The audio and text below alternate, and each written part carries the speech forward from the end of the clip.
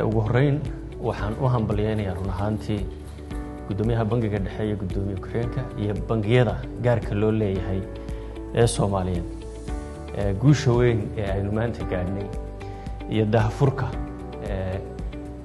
adeegan ama kaabahan kaabayaasha muhiimka u ah adeegyada qaran ahaan aynu bixinayno kamid ah. Before the payment system, we have a pair. Qof gets into a transaction, a business with a vendor. Muxuu sameyn lahaa? At this point, before the national payment system, this pair wuxuu sameyn lahaa bankigiisu aadaa. Lacag u qaadaa.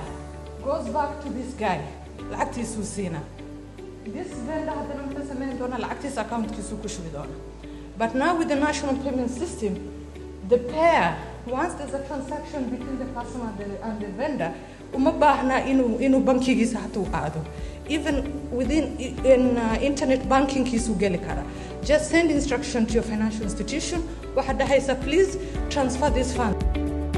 Mashruucan waxaa hirgeliyay bangiga dhexe sidaas daraadeed bangiyada hadda ku xiran 9 bangi iyo 2 kaleeto oo soo socota intuba waxay ku qabaan bangiga dhexe aaminaad ayuu ka abuuray financial institutionskii iyo industrygii sidaas daraadeed waxay ku dhiiradeen inay bangiga dhexe la shaqeeyaan assetkoodii iyo lacagtoodii bangiga dhexe inay taalo bangiga dhexe inuu yahay meesha ay wax ku kala wareegsanayaan mas'uuliyadda xisaab xirka iyo kala qaybinta ilaalinta sharciyada iyo habsab socodka national payment-iga ama project-iga lacag bixinta qaranka mas'uuliyaddeeda waxaa iskala bangiga dhexe.